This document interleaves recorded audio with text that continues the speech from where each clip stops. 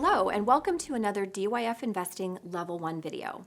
In the last video, we hit on some basics, helping you understand what is meant by terms like stocks, the stock market, and stockbrokers. If you haven't seen that video yet, feel free to check it out. Today, we'll break our videos into two parts and expand on those basics. In part one, we'll talk about the Dow Jones Industrial Average and the S&P 500, as well as give a bit of stock market history. Now, don't worry, it's not a history lesson. We just feel it's important to help you understand that despite the huge stock market crash in the 1920s or Black Monday in the 1980s, where millions of dollars were lost almost overnight, the stock market is still one of the safest and most profitable places for long-term investments. Then in part two, we'll talk about what's meant by a bull or a bear market and market corrections, all very important pieces to help you feel safe when choosing to invest in the stock market. Now, the idea of investing, buying something now and hoping to sell it later for a higher price, has been around since the 1400s. But the first example of selling company shares was by the Dutch East India Company in the early 1600s.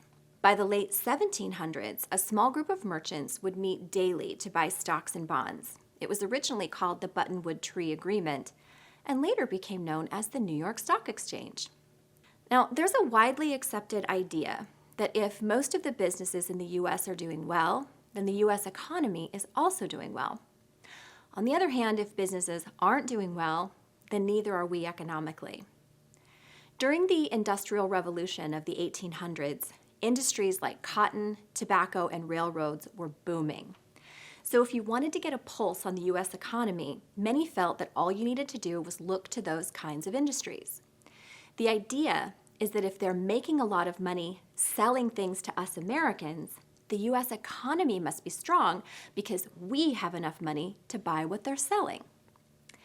In 1896, Charles Dow wanted to know at a glance how the market and our economy was doing. So he, along with Edward Jones and Charles Bergstresser, created a short list or an index of the strongest U.S. companies at the time. He used their daily share prices to come up with an average number. If that number went up, it meant that on average, stock prices were going up, and in general, the U.S. economy was doing well. But if the number went down, then everything else was also assumed to be going down too, including our economy.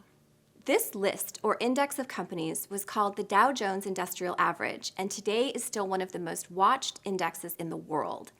It is comprised of the cream of the crop companies like Apple, Walmart, and Microsoft. Why is it one of the most watched companies in the world? Because of all the companies in the U.S., these are the top 30. They have a hand in almost all the money moving around the entire United States. If these companies are not doing well, many believe our national economy isn't going to do well either. In the farm example we used in our last video, it's sort of like looking at the biggest and most productive pumpkin vine I have.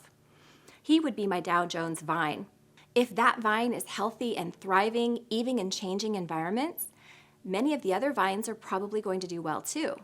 But because this big guy has such a solid, deep, and healthy root system, if he can't survive the storm, then probably nothing else is going to survive either, which is why so many people want to know how the big guy is doing.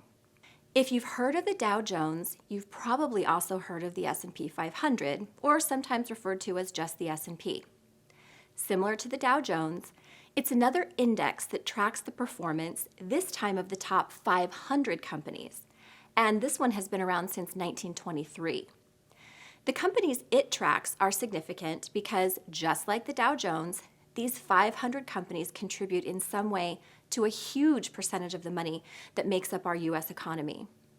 In our farm example, if the Dow Jones was that one big, massive pumpkin vine, the S&P would be that vine, in addition to a few of the other top producing vines. The companies listed on the Dow Jones are the top 30 best of the best. They are solid, they are incredibly stable giants in the business world, and the names on that list don't tend to change very much. Because the S&P watches a lot more companies, there is a little more movement. If a company does really poorly, it might fall off the list, and a company that did really well in terms of growth and profits might take its place. Think of it like an all-star roster that will change from season to season, but every year you know these are the best of the best. So are these companies on the Dow Jones and on the S&P. And investors know that the companies on these two indexes are the companies that demonstrate the most consistent growth, wealth, and stability in the United States. And those are really key words because over the last 100 years, the combined profits of the companies listed on the S&P have averaged around 11% in returns when adjusting for inflation. That means that for the last 100 years, the S&P companies have grown and made profits very consistently. That's extremely important because it shows that overall, despite ups and downs, the good companies have grown and they've done it consistently for 100 years. Now, the Dow Jones and the S&P are not entities you can invest in. They're merely lists. But there are ways to invest that follow these lists. And if at any point in the last 100 years you had done just that, invested in a fund that follows the S&P, for example, and then just let that investment sit without even looking at it, you were likely to have made really good money. No work, no maintenance, no trading, no nothing. Because long-term, the S&P as an index has been that stable in terms of growth and profits. Again, producing about 11%. Now, right now, I don't know if 11% seems like a good number to you, but in the investing world, it is. As an example, imagine putting $5,000 away and not touching it, and then opening a box in 20 years to find that it grew to a little over $30,000. That's what an 11% return rate will get you, and that's the real power and potential of investing. Now, in our next video, in part 2, we're going to talk about bull and bear markets and market corrections. Thank you for watching.